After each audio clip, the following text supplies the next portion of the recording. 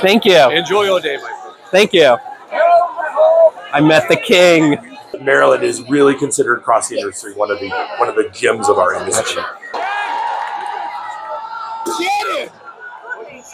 Ahoy, matey, and welcome to our travel channel. Today we're at the Maryland Renaissance Festival.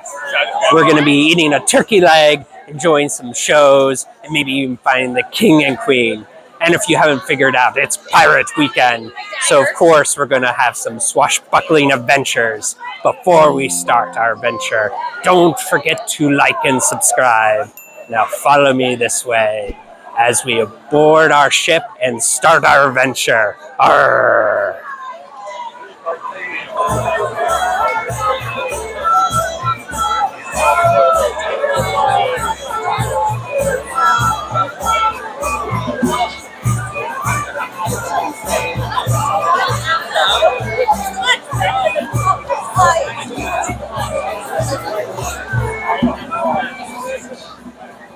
Gentles, you are in Revel Grove. This is the year of our Lord 1536. Today, we hold the Harvest Festival. In celebration, there is much to do, many goodly shows to see, much to eat, much to drink, much to shop for. No matter how you enjoy, no matter how your schedule presses upon you, my friends, enjoy your day in Revel Grove. Before we start exploring the festival, let me set the stage, figuratively and I guess literally. It's 1536. King Henry and his third wife, Jane Seymour, have come to Revel Grove to enjoy the Harvest Festival. This is the main storyline this year, and every year at the festival, they build off of that and have a new storyline. So let's enjoy the festival and see what it has to offer. Highness, may I take a photo?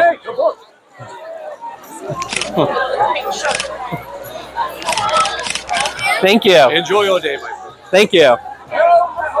I met the king. I'm so excited.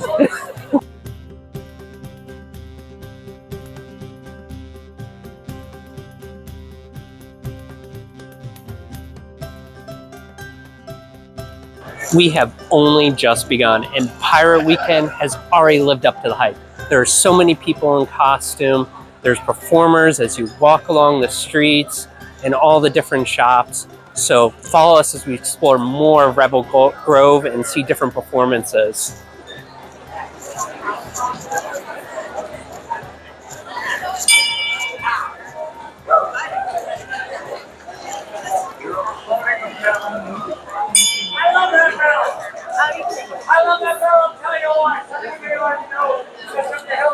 One of the best things to do at the Renaissance Festival is to go into the different shops. We met the shop owner that makes the mask, and he's been doing it for 28 years. He shared the history and also the best things to do in the festival.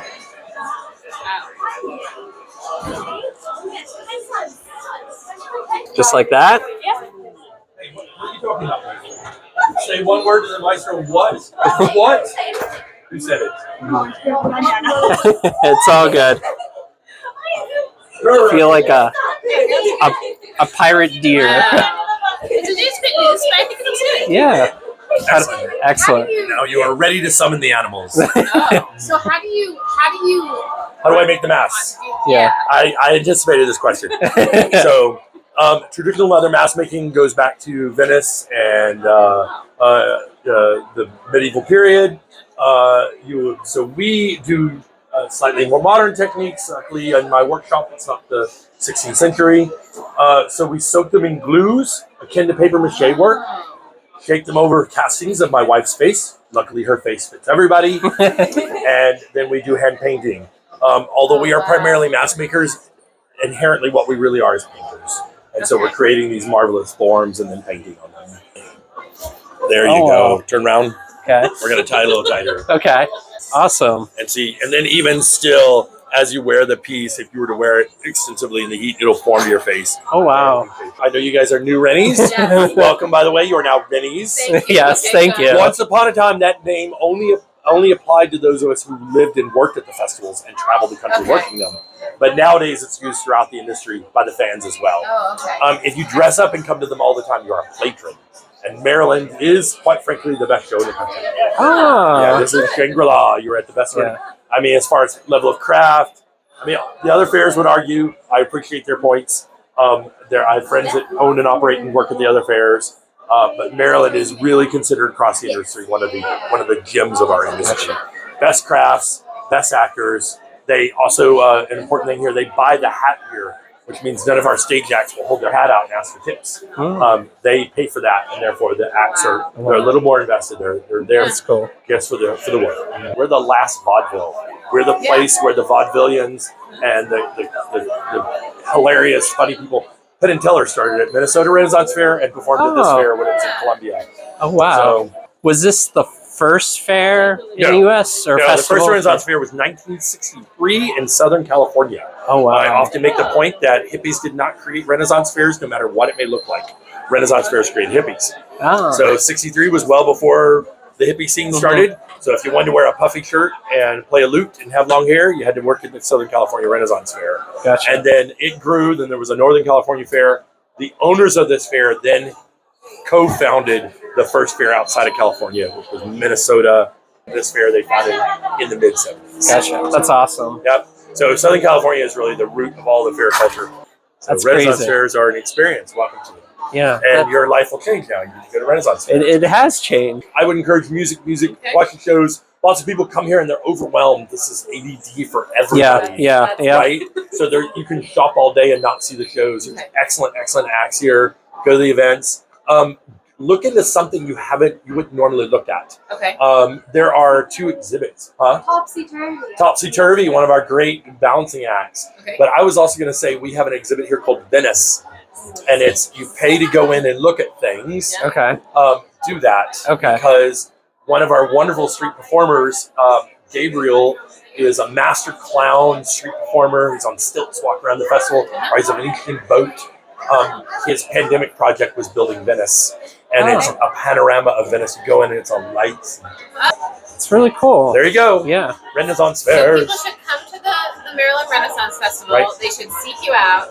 They should buy I'm a probably mask. very busy. Yeah. That's okay. You got lucky. You got me out here. Buy a mask, buy a bubble. I do want you to buy. bubble one. That's but us. I will Yeah, bubble say, berries. I am These bubble a berries. child at heart. This weekend's pirate weekend, so they're mermaids. Yeah. So yes, lovely. I get these wonderful creatures to come into our life, and we get to watch them grow up too. So yeah. So have fun. Thank Enjoy you. your day. Thank you so Huzzah! Huzzah. He recommended one unique experience called Venice, which takes you through an interactive experience through Venice back in the day.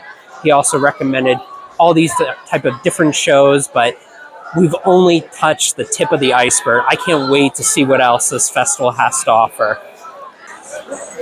Hello. 2.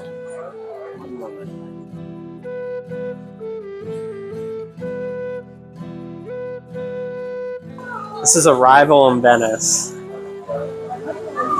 Oh, You're a tourist. I know. Takes you through the history right up to modern times when you're a tourist with your cell phone out, taking selfies. It's a mask maker shop, just where we came from. And there's a mirror so you can see yourself. Yeah.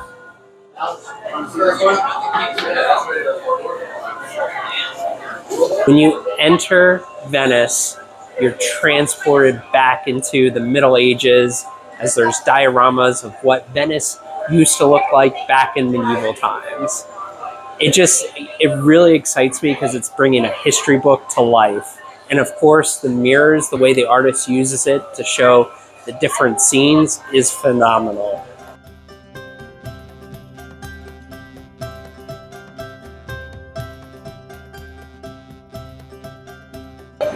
The festival itself runs from late August to late October. Now we have just hit peak season, as you can see, very, very crowded. So what we decided to do while the lines were short, grab a little bit of food, of course, one of many while we're here. I got a turkey leg, which is a classic Renaissance festival item, and Andrew got clam chowder in a bread bowl. but both look delicious, so we're gonna dig in.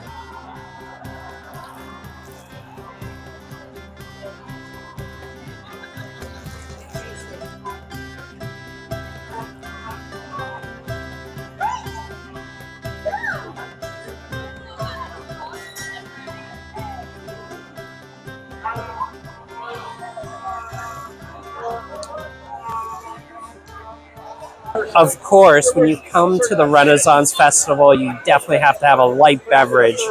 And since it's in the fall, I got a Sam Adams Oktoberfest.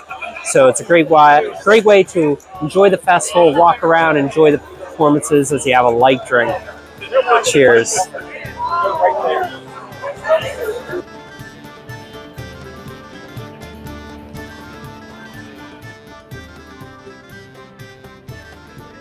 Welcome to the Museum Unnatural History. Enter if you dare.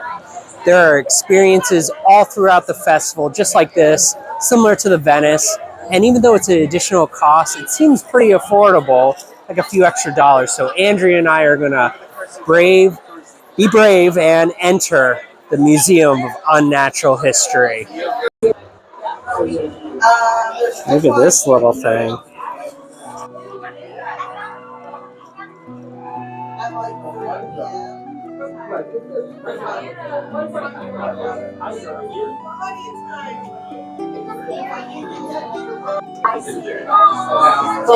Apparently it's unknown.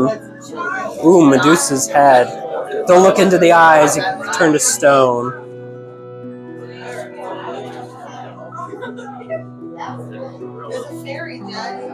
Infant ogre. John, they need a wet nurse. Well, I already have a job, but if I didn't have a job, I could apply. And if you don't have a job and you're watching this, feel free to apply.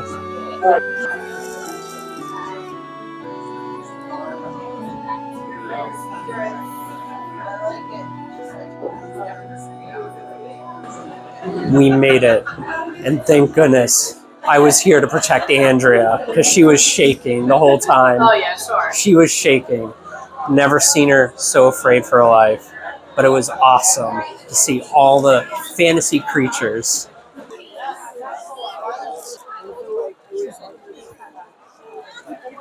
We're in line for a key lime pie on a stick, which is one of Andrea's favorite desserts. Well, key lime part. It'll be interesting to see it on a stick, which it's dipped in white chocolate. Sounds yummy. Thank you so much. Have a wonderful day. So this delicious treat is a key lime pie on a stick dipped in white chocolate. Do you want me to have the honors, Andrea? All right, she's shaking her head yes.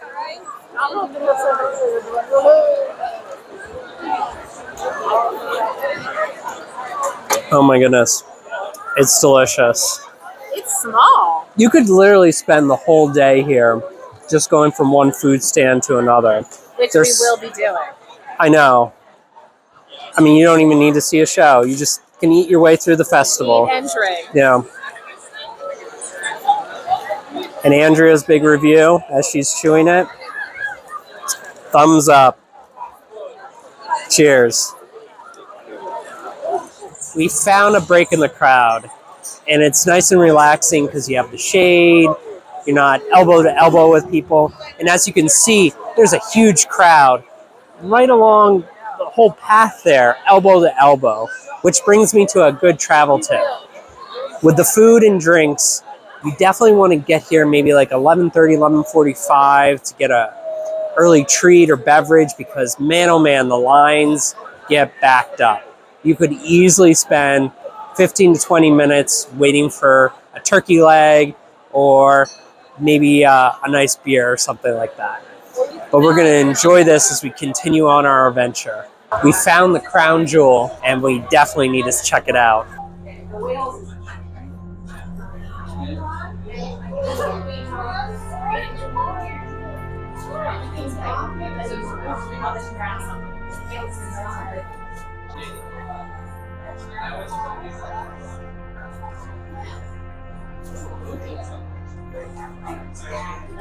Do I know why?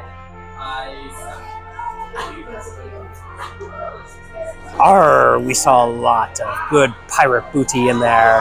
And if you've ever been to England, you could tell that maybe those are very close resemblance to the crown jewels. Maybe we'll come back later at night and steal the treasure. Of course, we can't emphasize enough that staying hydrated is important. And we saw another tasty treat, a root beer float, always a classic.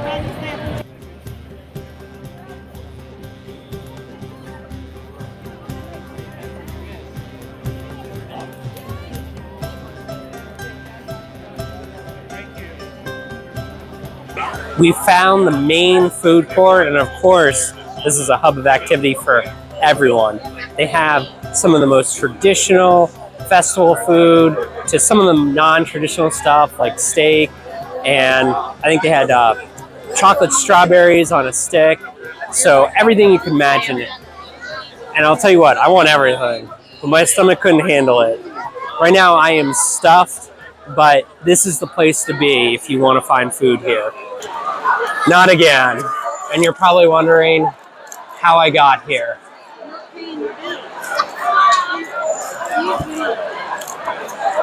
I'll spare people for looking this up in a dictionary, but excessive drunkenness. It wasn't my fault. It was Andrea's. Of course, the Joust is a must-do at a Renaissance festival. And it's super packed, but Andrea and I are pumped to see the contestants duke it out to the death. You ready, Andrea? We're cheering for Sir William. He's #1. He's our boy in emerald and silver. I say we forget about this tournament. Instead, I knock these fools unconscious.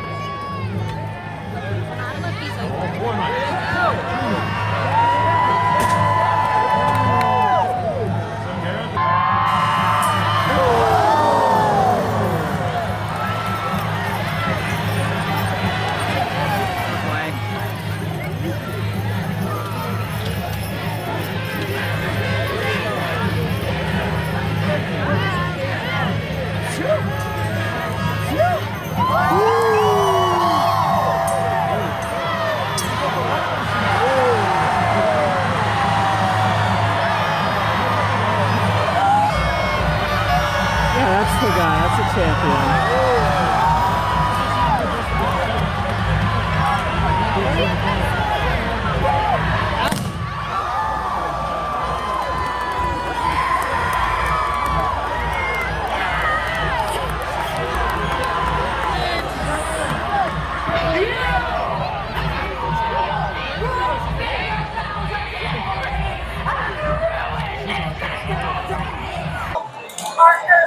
I really love the Joust, but it was very chaotic towards the end. All rules and etiquette were thrown out the window. So apparently there is going to be a duel to the death at 6. So obviously we got to stay around and see that. And in the meantime, we grabbed a beer, and there was another show that was recommended to us called Topsy, Turvy. So we're going to check that out right now. Out here amongst the audience. You! My boyfriend! I must not be part of the show, right, honey? I'm engaged, I'm sorry.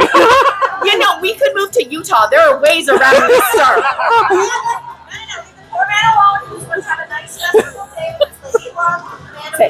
We'll call later. We're going to get to know each other better. Wonderful opportunity. And really, it's just all about making the chocolate chip cookies. Because if you can make the savory food and then someone else can make the vegetables and I can make the dessert, and then we would have less to do overall all the holidays. Yeah, I'm on board with that. It's a good case. There are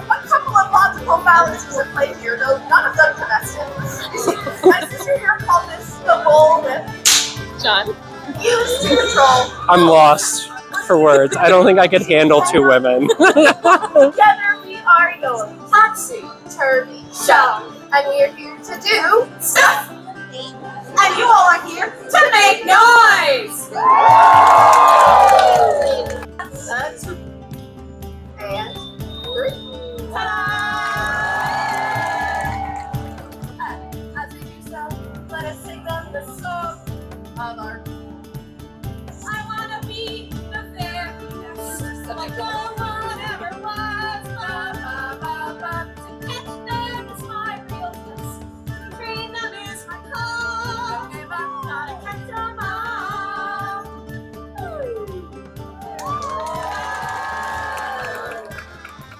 Topsy Turvy show was recommended to us, and it definitely lived up to the hype. I think Andrea was crying with laughter, and they were super interactive with the audience, and they did different stunts. We'll include their information in the description below, but we give it 2 thumbs up. We got here maybe, I don't know, right when it opened, 20 minutes to 10. And in addition to seeing shows, as well as grabbing food, there's so many shops. There's over 140 different vendors. And even as the day concludes, we're still seeing things we haven't seen before, different artisan shops. You know, I think you definitely have to spend a little bit of time to check some of the really cool shops that they have here.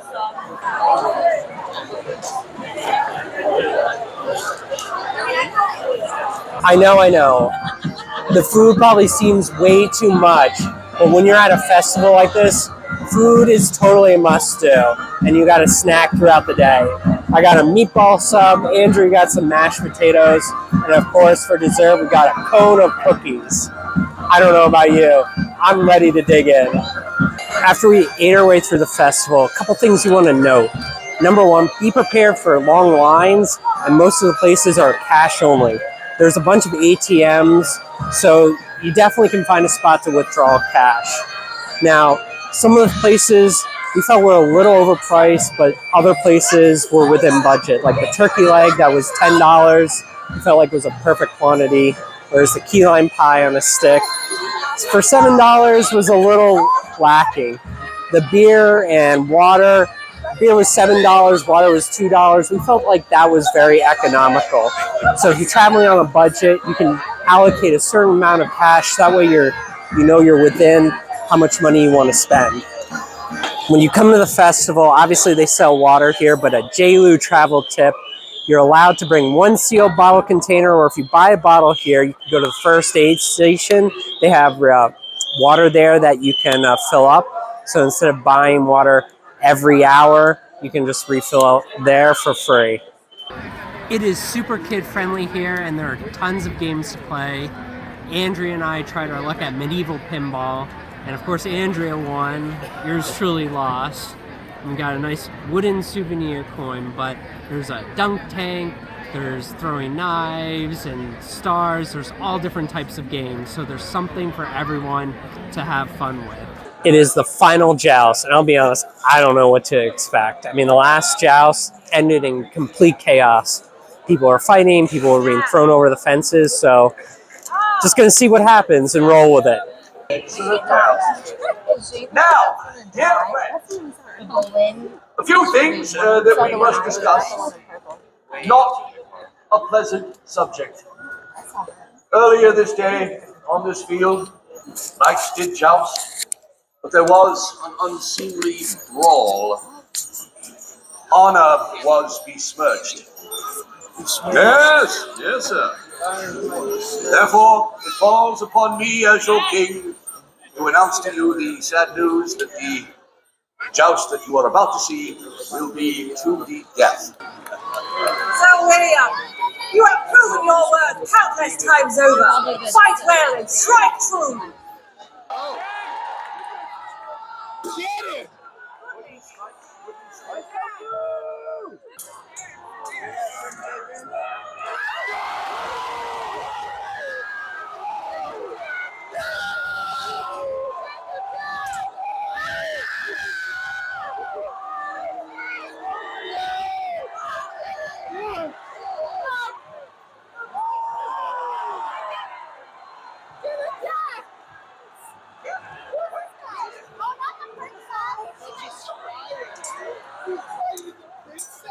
I'm very baffled because the guy that won killed the princess. I feel like that's a little bit of a plot hole. Unfortunately, our man went down right away, which is kind of embarrassing. Can't think of a better way to end the evening. A nice little jig and great music.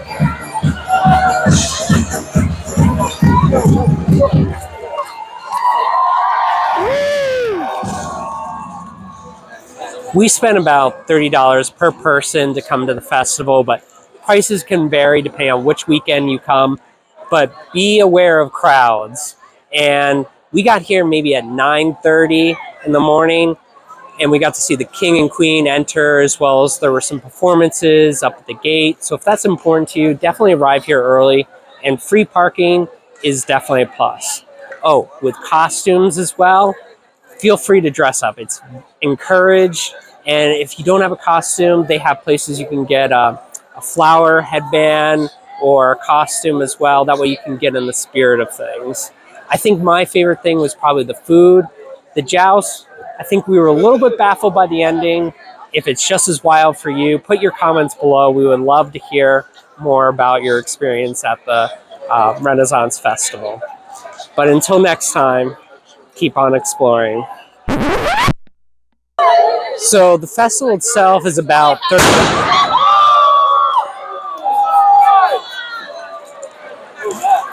You weren't expecting that. No, I was not expecting a gunshot to go off. That was a cannon. I A think. cannon. We finally found.